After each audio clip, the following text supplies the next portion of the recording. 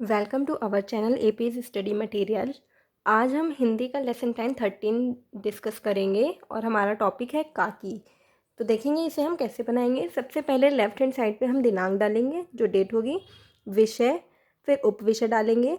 तो गद्य का प्लान है तो गद्य डालेंगे, प्रकरण डालेंगे, टॉपिक जो होगा वो, और टॉपिक को हमेशा हम अंडरलाइन करेंगे।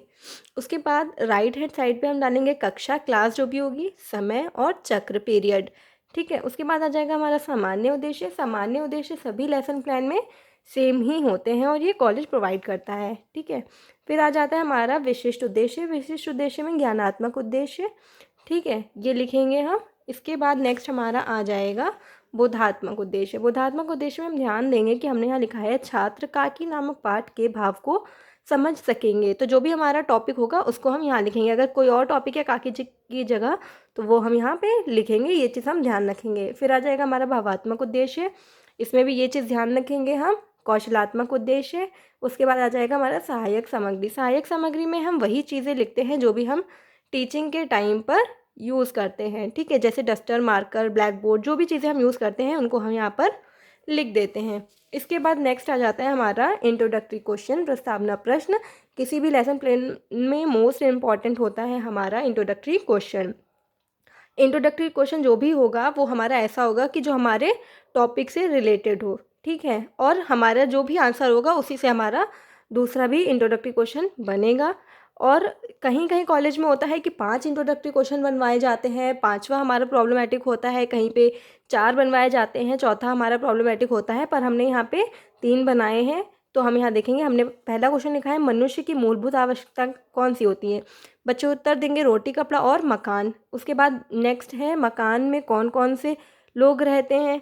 तो बच्चे उत्तर देंगे माँ, पिता, भाई, बहन आदि जो भी रहते हैं। उसके बाद थर्ड क्वेश्चन है माँ का और क्या उपनाम है। तो ये प्रॉब्लमेटिक क्वेश्चन हो जाएगा, बच्चे इसका सही आंसर नहीं दे पाएंगे। तो हम उद्देश्य कथन लिखेंगे कि आज हम लोग काकी नामक पाठ का विस्तार पूर्वक अध्ययन करेंगे जो सिया राम शरण गुप्त जी द्वारा रचित है। इसके बाद आ जाएगा नेक्स्ट हमारा प्रस्तुतिकरण। प्रस्तुतिकरण में 3 कॉलम बनेंगे।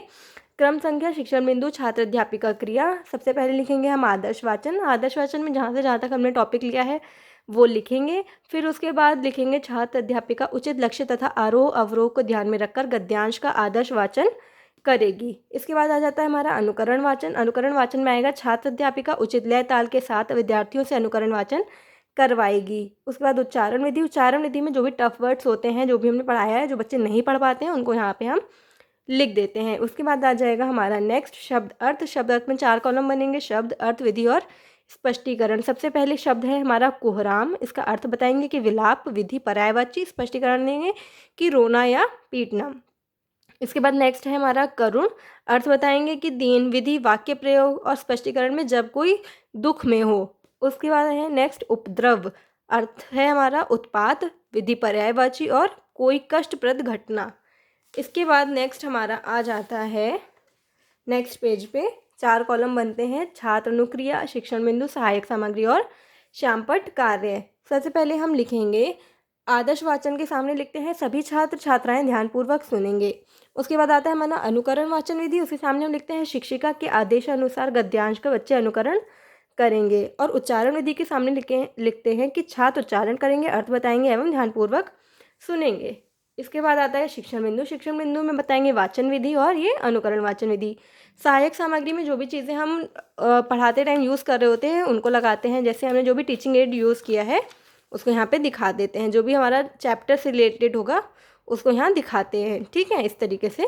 फिर आ जाता है हमारा जो भी हमारे टफ वर्ड्स होते हैं उनको हम यहाँ पे इस तरीके से लिखते हैं। जैसे हमने लिखा है भूषयन, ठीक है, अग्नि संस्कार और उत्कंठित।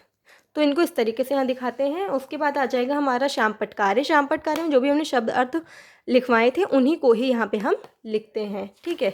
इसके बाद नेक्स्ट आ जाता है हमारा बोधात्मक प्रश्न। बोधात्मक प्रश्न में हमने यहाँ पे 3 क्वेश्चन बनाए हैं। आपके कॉलेज में जैसे भी बताया जाता है 3, 4 या 5 जो भी क्वेश्चन बताए गए हैं उसके अकॉर्डिंग आप बनाएंगे, और जितना हमने पढ़ाया है उसी से ही हम क्वेश्चन यहाँ पे बनाते हैं। तो हमने यहाँ 3 क्वेश्चन बनाए हैं कि शामू के जगने पर उसने क्या देखा, शामू का हृदय किस चीज़ को देखकर प्रसन्न हुआ, शामू ने भोला से क्या रहस्य खोला। ठीक है, अब ये हमारे कुछ 3 क्वेश्चन हो गए। इसके बाद आ जाएगा श्यामपट्ट सारांश। श्यामपट्ट सारांश में पहले लेफ्ट हैंड साइड पे हम दिनांक, विषय, उपविषय और प्रकरण डालेंगे। टॉपिक को हमेशा अंडरलाइन करेंगे। राइट हैंड साइड पे कक्षा चक्र अवधि डालेंगे।